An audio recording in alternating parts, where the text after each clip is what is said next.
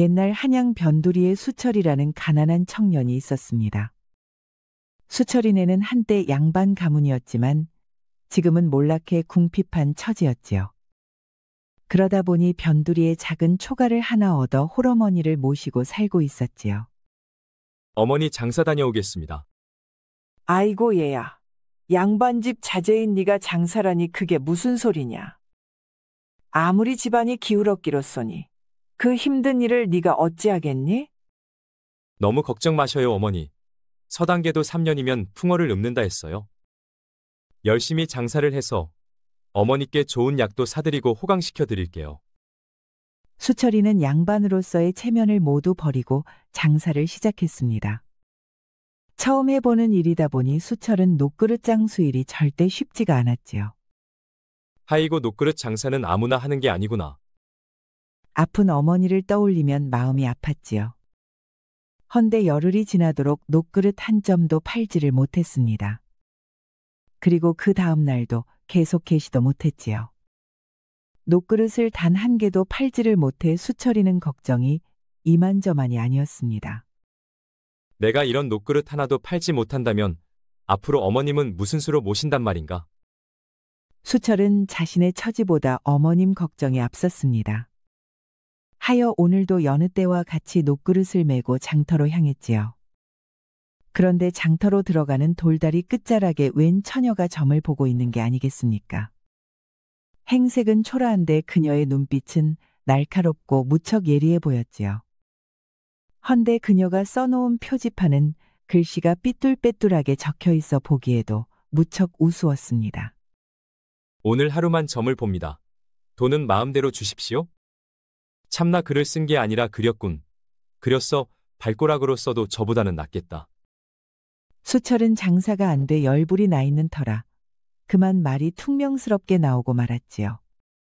아니 지나가다 말고 웬 시비예요. 남이사 글씨를 잘 쓰건 말건? 행색도 거지 같은 것이 어서 저리 썩 꺼지지 못해요. 글 솜씨가 형편없다 했는데 말본새도 험악하구나. 아니 지금 누구 약 올리려고 작정한 것이에요? 삐뚤빼뚤한 글씨를 보고 어찌 점을 믿겠소? 내 좀 써줄까 했는데 빈정상해서 못 해먹겠구먼. 글을 써주겠다는 말에 처녀는 갑자기 차분해졌습니다. 붓글씨를 잘 쓰시나요? 아 그리야. 내가 가장 잘하는 것 중에 하나지. 그럼 내 표지판에 똑부러지게 써줄 수 있나요? 흥, 좀 전까지는 잡아먹을 듯 덤비더니만 갑자기 왜 이렇게 상냥해진 것이오? 아 그야 그땐 시비를 거니까 그렇지요. 욕까지 먹은 마당에 맨입으로는 안 되지. 글을 써주면 내게 무엇을 줄 것이오? 처녀는 곰곰이 생각을 하더니 손바닥을 탁 쳤지요. 잘만 써주면 내가 점을 봐주겠어요. 어디서 주워들은 것으로 점쟁이 흉내나 내는 게요? 거참 맨날 속고만 살아왔나요? 좋소. 한번 속는 셈 치고 점 한번 보겠소. 수철은 점보는 처녀 앞에 정절을 하고 앉았습니다. 그러자 그녀가 말했지요. 잠시 손 좀 내보시오. 수철이 처녀에게 손을 내밀자 처녀는 수철의 손을 잡고 손금을 보았습니다. 그리고 그의 얼굴을 유심히 살펴보았지요. 당신 내일이면 이 장터에서 쫓겨날 팔자군요? 뭐시라? 아니 내가 쫓겨난다니 그게 무슨 말이냐? 당신이 외상으로 가져온 물건을 제때 팔지 못하니 상단 점주는 당신을 더 이상 쓸모없다 생각할 것이어요. 처녀의 말에 수철은 귀신 같다는 생각이 들었습니다. 그렇지 않아도 녹그릇을 팔지 못해 내일이면 쫓겨날 판이었지요. 그럼 이제 어찌하면 좋겠소? 이제 내 말에 관심이 가시나요? 그럼 표지판부터 써오시지요. 내 것 써줄 터이니 먼저 말해주면 안 되겠소? 이래도 순서가 있는 법입니다. 서로 하나씩 주고 받도록 하지요. 수철은 불이 나게 표지판을 썼습니다. 글 솜씨 하나는 기가 막히는군요. 이런 솜씨면 먹고 사는 것은 문제 없겠습니다. 수철이 써온 표지판이 마음에 든 처녀는 수철에게 칭찬을 해주었습니다. 그리고 수철은 글로 먹고 살 수 있다는 그녀의 말에 혹했지요. 내가 글솜씨 하나는 명필이오. 헌데 어찌하면 글솜씨로 먹고 살 수 있는 것이오? 그 말에 처녀의 입가에는 미소가 흘렀습니다. 그리고 그녀는 실눈을 가늘게 뜨고 말했지요.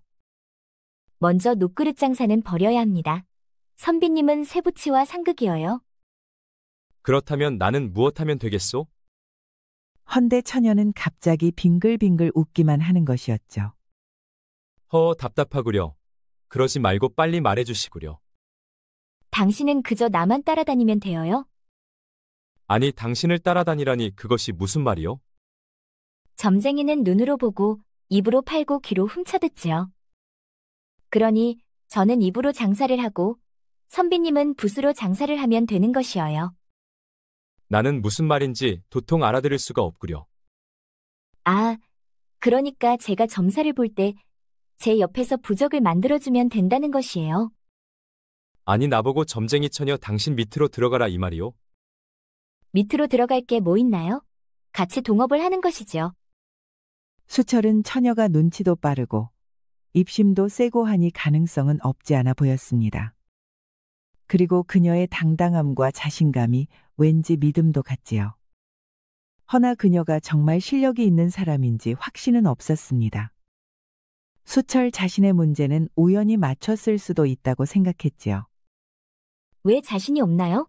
저랑 함께라면 하루만 해도 천냥을 벌 수 있어요. 아니, 그 말이 사실이요. 속고만 사셨나요? 절 못 믿으면 누굴 믿겠어요? 처녀의 말에 수철은 곰곰이 생각해 보았습니다. 처녀 말대로 안 된다 해도 손해보는 것은 전혀 없었지요.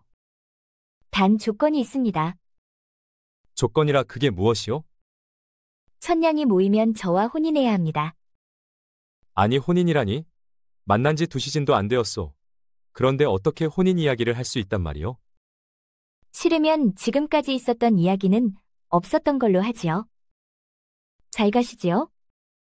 처녀가 돌아서 가려 하자 수철은 자신도 모르게 그녀의 소매를 후다닥 붙잡았습니다. 아니, 누가 싫다 했나? 생각할 시간이 필요하다 말하려던 참이었소. 허참, 이렇게 바쁜 시대의 생각은 무슨 생각이에요? 이거다 싶으면 얼른 잡아야죠. 처녀의 말에 수철은 잠시 생각하는 듯 하더니 조심스럽게 입을 열었습니다. 그렇게 하겠소. 속는 셈치고 당신한테 한번 내 운명을 걸어보겠소. 천냥이 안 모이면 혼인할 일도 없으니 수철은 손해볼 게 없다고 생각했습니다. 그리고 또 천냥이 모인다면 그것은 처녀의 능력이 탁월하다는 것이니 어머님을 모시고 평생 먹고 사는 일은 걱정하지 않아도 된다고 생각했지요.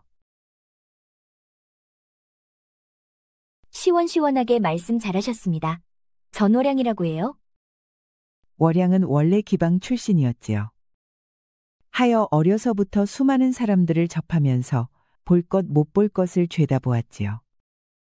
그러다 보니 사람 보는 눈은 아주 도같았습니다. 하여 월양은 자연스럽게 관상쟁이가 되어버렸지요.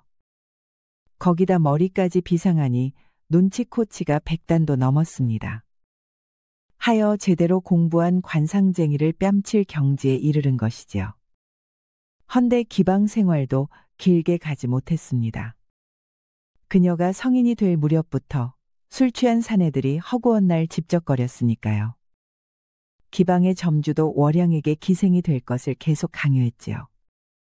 견디다 못한 월양은 기방을 나와 한양 장터거리에 돗자리를 깔게 되었습니다. 그러고 그 첫째 날 수철을 만났던 것이었지요. 나는 수철라하오. 본시 양반 가문의 자제였으나 가문이 몰락해 지금은 이 모양 이 꼴이요. 벌써 알아봤어요. 양반이 아니고서야 그런 글씨가 나올 리 없지요. 그리고 선비님은 제 서방이 될 팔자예요. 아니, 덮어놓고 그렇게 말하면 나보고 어쩌란 말이오. 내게도 마음의 준비를 할 시간이 좀 필요하지 않겠소. 준비를 하든 말든 그건 알아서 하시고 당신은 내 곁을 떠나서는 상거지가 되던지 굶어 죽을 팔자이니 그리 아세요. 참나 이 처녀가 왜 이리 급하오. 우물에서 숭늉 찾겠구려. 그렇게 두 사람은 천냥을 걸고 혼인을 약조하였답니다. 그리고 다음 날 일찍 두 사람은 장터거리에서 다시 만났지요. 그들은 누렇고 허름한 천막을 치고 말뚝을 밟기 시작했습니다. 자, 오늘 하루만 점을 본다. 돈은 마음껏 이 정도면 되었소? 그 밑에 작게 추가로 적으셔요. 나이 30 미만은 출입금지. 그건 또 뭔 소리인가? 나이로 사람을 거른다니? 세상에서 제일 불안한 족속이 뭔지 아시나요? 그게 누구요? 나이는 찾는데 시집장가도 못 가는 양반들이에요. 그리고 일이 뜻대로 되지 않아 주저앉기 직전의 사람들이죠. 그 말에 수철은 월양을 흘깃 쳐다보았습니다. 그녀는 단순히 점을 보는 게 아니라 사람의 속 마음을 읽는 도사였지요. 수철은 천막 앞에 아주 멋지게 쓴 간판을 걸었습니다. 보기에도 간판은 아주 그럴싸해 보였지요.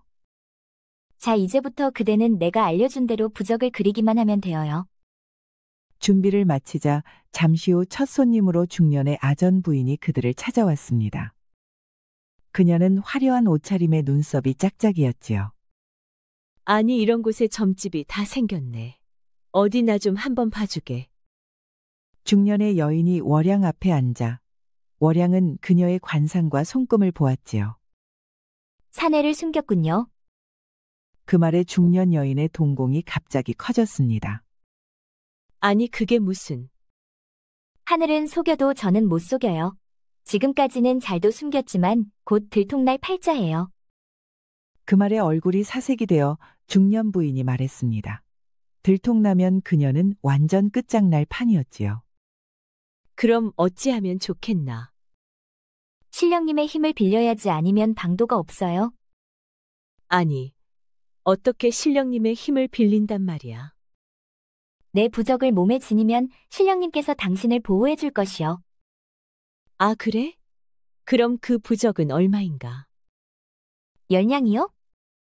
아니 다른 곳에서는 보통 한두 냥이면 하는데 어째 10냥씩이나 받는 게야. 아, 그쪽 신령이야 싸구려 신령이니 한두 냥이면 되지만 우리 신령님은 그들하고는 차원이 다른 신령님이요. 어따 대고 2냥짜리 신령을 갖다 대시오. 말은 청산유수구나. 알겠다. 그런데 부적을 지니면 확실히 들통나지 않는 것이지? 두말하면 입만 아플 뿐이지요. 중년의 진사마님은 10냥을 꺼내 월양에게 주었습니다. 그러자 월양이 수철을 보고 말했지요. 눈과 귀를 가려 들통나지 않는 부적이에요. 알겠소. 지금 들어가오. 처음이지만 두 사람은 손발이 척척 맞았습니다. 그렇게 첫 손님부터 한 번에 10냥이나 되는 큰돈이 손에 들어왔지요. 그런데 사실 그 중년 부인은 숨긴 사내가 들통날 일은 없었습니다. 그녀는 워낙 철두철미한 데다 조심성이 많이 항상 조심하고 있었지요. 헌데 돈은 많고 숨기는 게 있으니 처녀는 그녀의 약점을 잡아 부적을 쓰게 한 것이었습니다.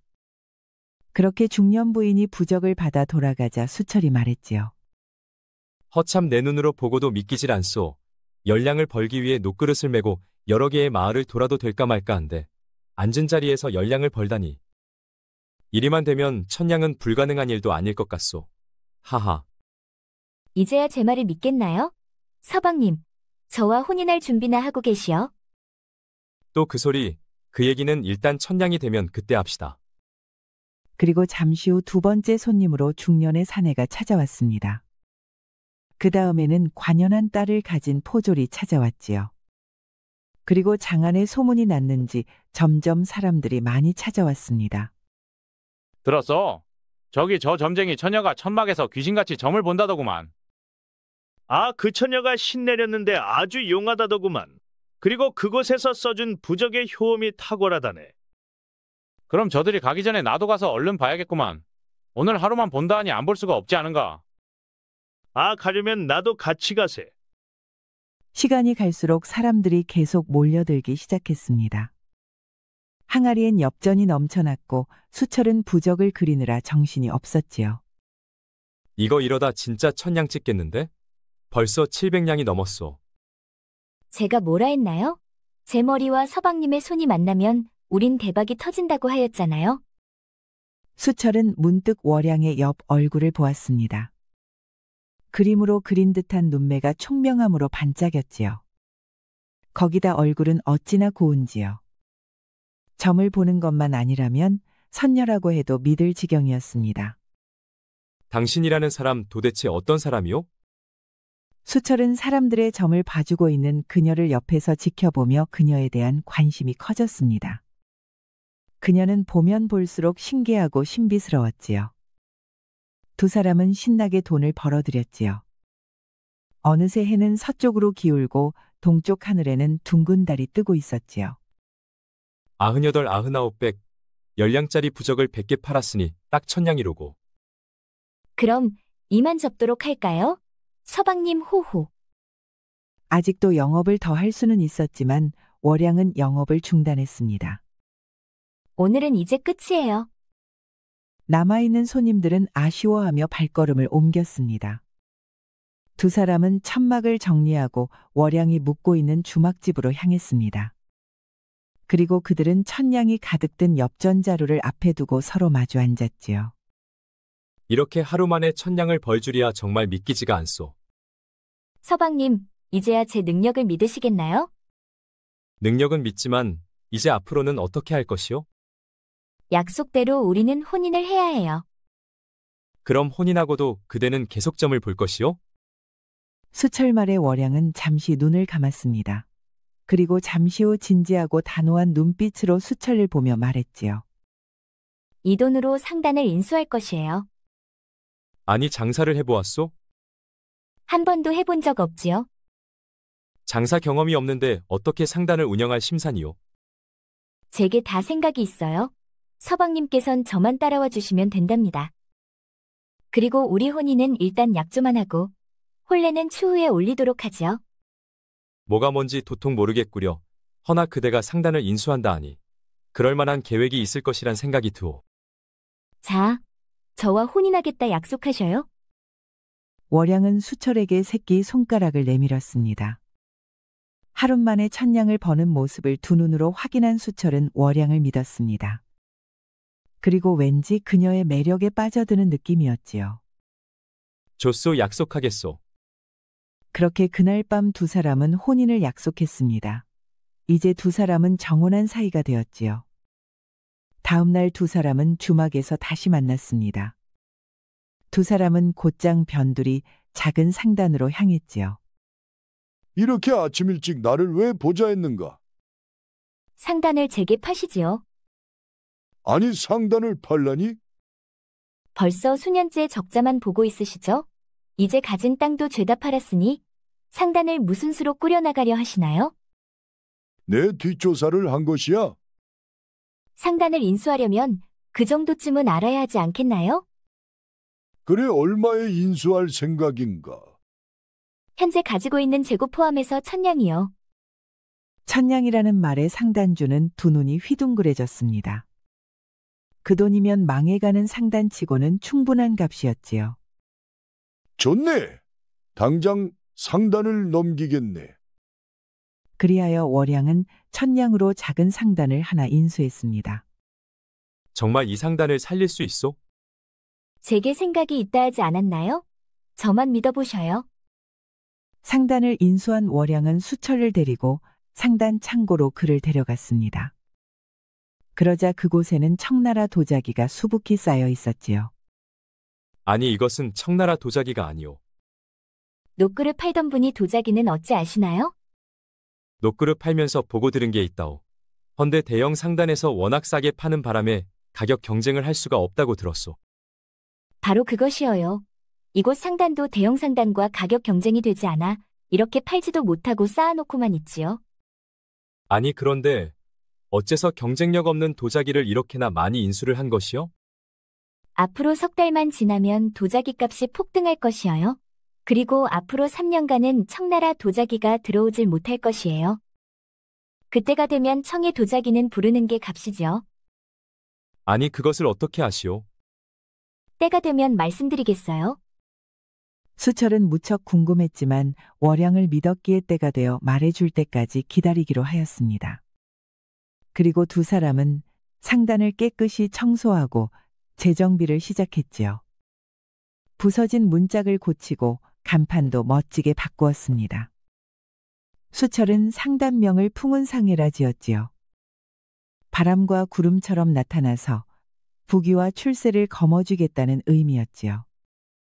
그리고 딱 3개월이 흘렀지요. 그러자 정말로 청에서 도자기가 들어오지 않기 시작했습니다. 그 바람에 시장에서는 도자기 값이 폭등하기 시작했지요. 이곳이 청나라 도자기가 있다 들었소. 내가 값을 2배로 치를 테니 파시오. 지금은 팔지 않아요. 그러니 돌아가시지요. 아니 왜 도자기를 팔지 않겠다는 것이오? 내가 2배로 값을 치른다 하지 않소? 아, 주인이 팔지 않겠다는데 무슨 이유가 필요하나요? 거참 알다가도 모를 일이군. 이후로도 상인들이 수없이 찾아왔지만 월양은 절대 도자기를 팔지 않았습니다. 그러다 다음에 대형 상단의 도자기가 모두 바닥나자 값은 천정부지로 치솟았지요. 그러다 보니 도자기 값이 10배, 20배가 뛰기 시작했습니다. 그제서야 월양은 청나라 도자기를 조금씩 풀기 시작했지요. 그러던 어느 날 대형 상단의 대행수가 월양을 찾아왔습니다. 이곳에는 아직도 도자기가 많다 들었어. 내게 반을 넘겨주시오. 값은 10배로 치르리다. 아니요. 값은 20배로 치러야 해요. 좋소. 그리 하리다. 단 조건이 하나 있어요. 조건이란 게 무엇이오? 공판대감의 비리장부를 내게 넘기시오. 월양의 말에 대행수의 눈이 갑자기 커졌습니다. 아니 그것을 어떻게 하시오? 다 알고 하는 말이니 나와 거래를 할 건가요? 요 말 건가요? 아니 값을 20배나 치르는데 그것까지 요구하는 것은 무리한 요구가 아니오. 싫으면 하지 않아도 돼요. 도자기를 원하는 상단은 널려 있소. 그리고 당신 상단이 망하면 그 비리 장부는 휴지 조각에 불과할 것이어요. 그러니 지금 이 자리에서 상단을 살릴 것인지 이대로 끝장낼 것인지 결정을 하시지요. 월양의 단호함에 대형 상단 대행수는 별다른 뾰족한 수가 없었습니다. 도자기를 확보하지 못하면 그의 상단도 파산할 지경이었지요. 좋소 넘겨주겠소. 단 내가 줬다는 것은 비밀로 해주시오. 그거야 물론이에요. 당연히 비밀에 붙여드리지요. 그리하여 월양은 쌓아놓은 도자기의 반을 대형 상단에게 넘기고 막대한 돈과 공판대감의 비리장부를 넘겨받았습니다. 대형 상단주는 만에 하나를 대비해 공판대감의 비리장부를 손에 쥐고 있었던 것이었지요. 어느새 월양과 수철의 상단은 한양에서 5손가락 안에 들 정도로 거대한 상단이 되어 있었습니다. 그런데 공조판서의 비리 장부는 왜 필요한 것이오? 이것 또한 때가 되면 말씀드리지요. 수철은 그 또한 궁금했지만 그녀를 믿었기에 말해줄 때까지 기다리기로 했습니다. 지금부터는 도자기를 판 돈으로 전국에서 쌀을 사모으지요. 아니 수만 양이나 되는 돈을 전부 쌀을 사모으란 말이오? 맞아요. 내년이 오기 전에 최대한 사모아야 할 것이에요. 아, 알겠소. 대체 무슨 이유로 쌀을 사라 하는지 모르겠지만 내 그리하겠소. 수철은 그녀를 믿었습니다. 그러니 그녀가 시키는 대로 했지요. 한편 월양은 공판대감의 비리장부에서 한 장을 뜯어서 그를 찾아갔습니다.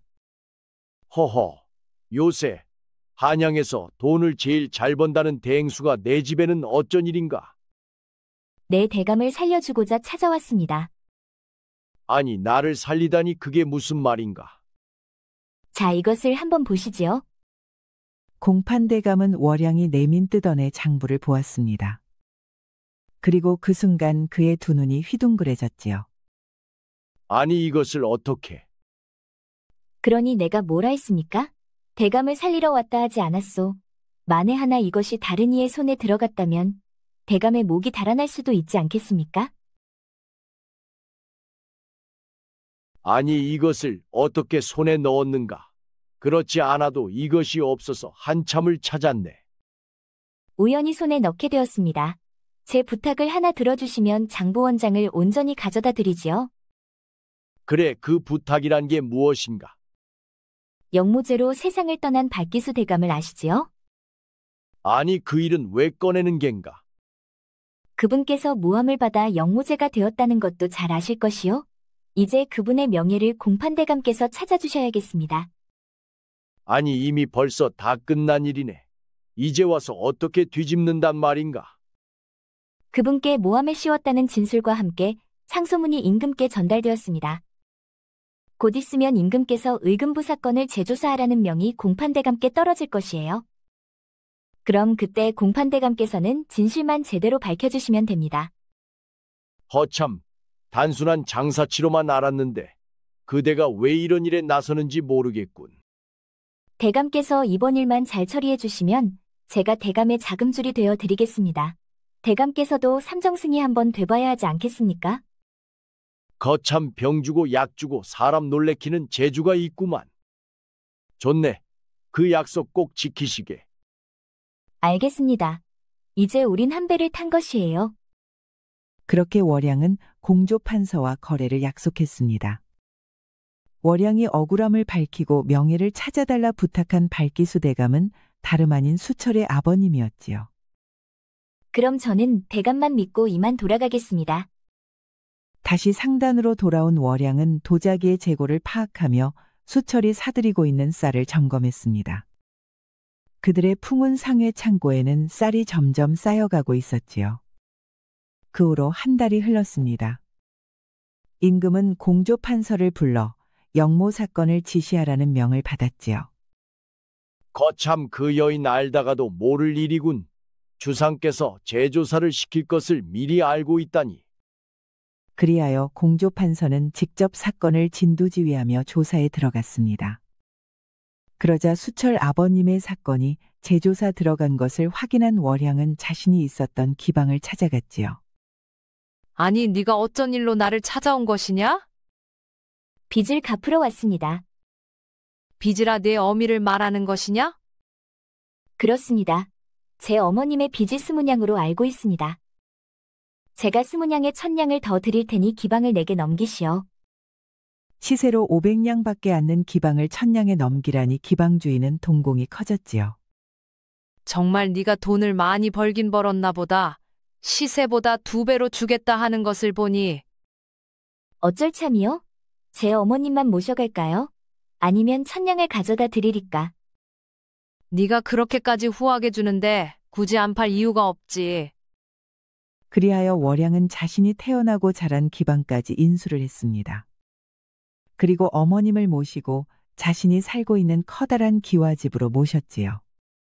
아이고, 얘야. 네가 이렇게 성공할 줄은 미처 몰랐구나. 네가 똑똑한 줄은 알았지만 이렇게 성장할 줄이야. 어머니 이제 편하게 사셔요. 어머님 수발 들어줄 몸종도 새로 뽑았어요. 월양의 어머니 눈에는 눈물이 맺혔습니다. 기생집의 몸종으로 팔려와 월양을 낳고 인고의 세월을 견뎌야만 했지요. 어머니를 기와집으로 모신 월양은 기방의 가장 큰 언니 영란을 상단으로 불렀습니다. 어서 와요, 영란 언니. 하이고야, 이게 다 무슨 일이고 네가 기방까지 인수를 다 하다니. 언니가 앞으로 해줘야 할 일이 있어요. 그래 말만 하렴. 이젠 네가 주인이니 뭐든 시키는 대로 다 하마. 앞으로 기방은 언니가 맡아 운영해줘요. 대신 기방에서 나오는 정보는 하나도 빠짐없이 제게 전해주셔야 해요. 그런 거라면 내 얼마든지 할 수 있지. 그래도 네가 나를 잊지 않고 이렇게 불러주니 참으로 고맙다. 월양은 평소 자신에게 특별히 잘해주었던 언니에게 기방의 운영을 맡겼습니다. 그리고 그녀를 통해 기방을 찾는 손님들의 이야기를 죄다 수집하기 시작했지요. 손님들 중에는 고관대작부터 장사꾼 그리고 외국과 무역하는 사람들도 많았습니다. 그리고 해가 바뀌어 풍운상단의 창고는 10개로 늘어났는데 그곳에는 쌀들로 가득했지요. 저 처녀가 도자기를 팔아 재산을 모으더니 미쳤군 미쳤어. 그러게 말이오. 무슨 놈의 쌀을 저리도 많이 사들인단 말이오. 저러다 한순간에 쫄딱 망하겠구만. 아, 그러니 옛말에 암탉이 울면 집안이 망한다 하지 않았는가? 사람들과 장사꾼들은 월양이 쌀을 잔뜩 사들이자 다들 그녀가 미쳤다고 손가락질했습니다. 하지만 월양은 전혀 개의치를 않았지요.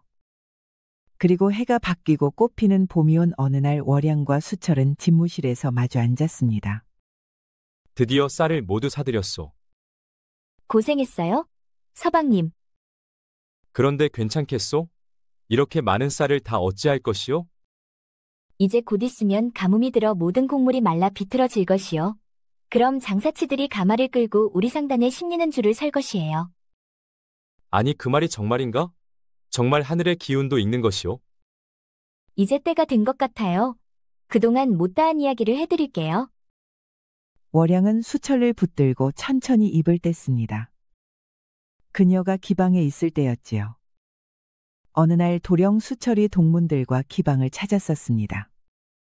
그때는 그의 가문이 몰락하기 전이었지요. 그녀는 수철을 처음 본 순간 사랑에 빠지고 말았습니다. 헌데 자신은 천안기생이었고 그는 명문 양반 가문의 자제였지요. 그녀는 신분의 벽에 가로막혀 밤마다 눈물로 밤을 지새웠습니다. 그러던 어느 날 그의 가문이 역모에 휘말려 몰락했다는 말을 듣게 되었지요. 이것은 하늘이 내게 준 기회야. 월양은 그때부터 자신이 할 일을 본격적으로 찾기 시작했습니다. 자신이 사랑한 수철을 위해 한몸 바치기로 작정을 했지요. 그의 가문의 명예를 회복시켜주고 수철에게 꼭 필요한 사람이 되리라 맹세했습니다.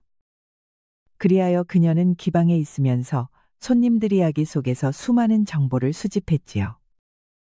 그러던 어느 날 무역상들의 이야기 속에서 청나라 노예의 전염병이 번지고 있다는 말을 들었습니다. 그렇다면 머지않아 도자기 값이 폭등할 것이라 그녀는 예견했지요. 그리하여 망하기 직전에 녹그릇 상단을 사들일 천냥이 필요했습니다.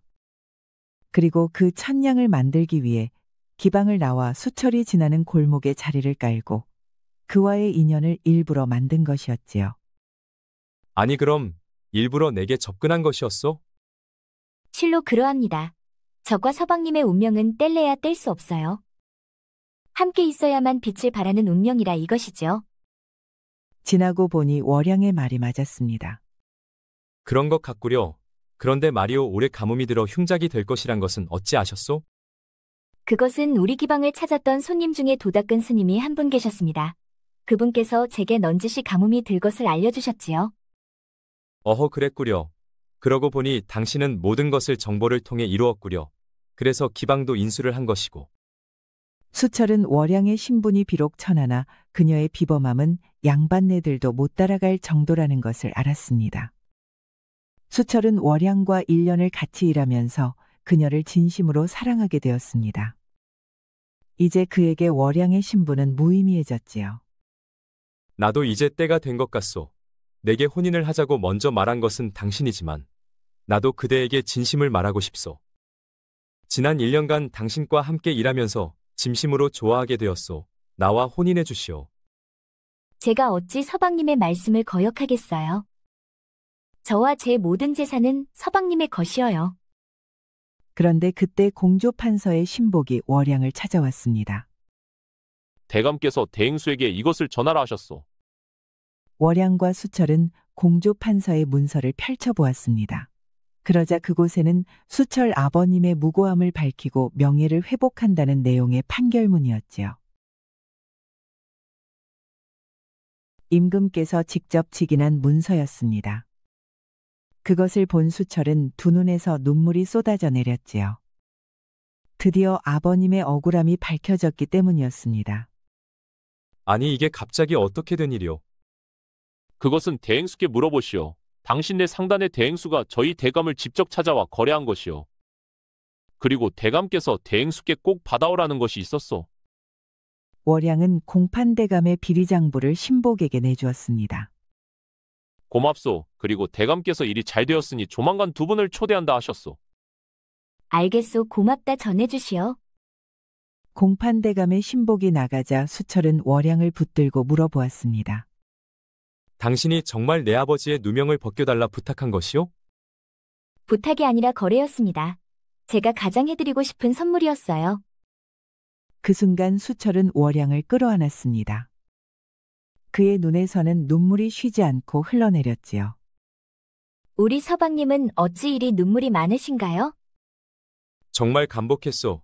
그대는 내 생애 가장 큰 선물이오. 아닙니다, 서방님. 그건 제가 할 말이어요. 그리하여 두 사람은 뜨겁게 서로를 안았지요. 이윽고 혼례날이 다가오자 두 사람은 양가 어른들을 모시고 한양 사람들을 두루 불러들였습니다. 마당에는 붉은 비단 천이 드리워지고 풍악은 요란히 울려 퍼졌습니다. 길게 늘어선 행렬과 가득한 음식상은 잔치를 더욱 빛내었지요. 수철과 월양은 화려한 예복을 입고 나란히 서서 큰 절을 올렸습니다. 사람들은 박수와 환호로 두 사람의 인연을 축복했지요. 한양 장터와 거리는 며칠을 두고 떠들썩하였고 그 잔치는 오래도록 회자되었습니다. 수철은 달빛 아래 월양의 손을 꼭 잡았습니다. 그의 눈빛은 눈물로 젖어 있었지요. 오늘 이 순간이 내 생애의 기적이오. 그대가 곁에 있으니 이제 더는 바랄 것이 없소. 저 또한 서방님 손을 잡은 이 밤을 평생 가슴에 새기겠어요? 두 사람은 오래도록 행복하게 살았다고 합니다. 우리 영상을 시청하신 모든 분들께 행복이 가득하길 기원하겠습니다. 구독과 좋아요, 알림 설정 부탁드려요. 이후에도 재미난 이야기가 많이 준비되어 있으니 다른 영상도 꼭 보러 와주세요.